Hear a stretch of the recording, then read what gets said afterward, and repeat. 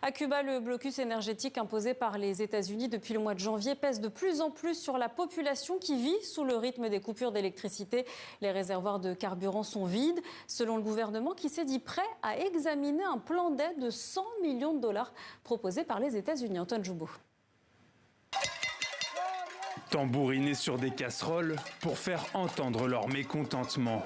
Ces habitants de la Havane manifestent au milieu de la nuit contre une énième coupure d'électricité, l'une des pires du pays depuis des décennies. Nous exigeons le droit d'avoir de l'électricité. Cela fait plus de 40 heures que nous n'avons plus de courant. Nous savons que la situation dans le pays est chaotique, pour le dire gentiment. Mais nous avons de jeunes enfants, nous devons travailler, nous avons une vie et nous avons besoin de repos. Sur ces images satellites, Cuba est à peine visible.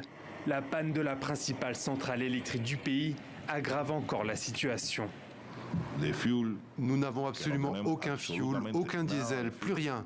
Je me répète, mais c'est la réalité. Tout ce que nous avons, c'est le gaz qui remonte de nos puits. Washington empêche depuis 4 mois l'approvisionnement total du pétrole sur l'île caribéenne, pourtant essentielle. Donald Trump accuse le pouvoir communiste d'être une menace pour les États-Unis et interdit à tout autre pays de leur venir en aide. Une situation que déplore le président cubain.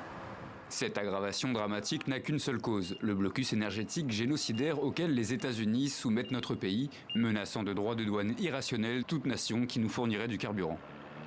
Mais du côté des États-Unis, la crise provient essentiellement d'une mauvaise gestion du pays. C'est une économie en faillite et on ne peut rien y changer. Je voudrais que ça soit différent, mais c'est mon opinion personnelle. Tant que ces gens sont aux commandes à Cuba, la trajectoire économique du pays ne changera pas. Les deux pays vont-ils vers une sortie de crise ?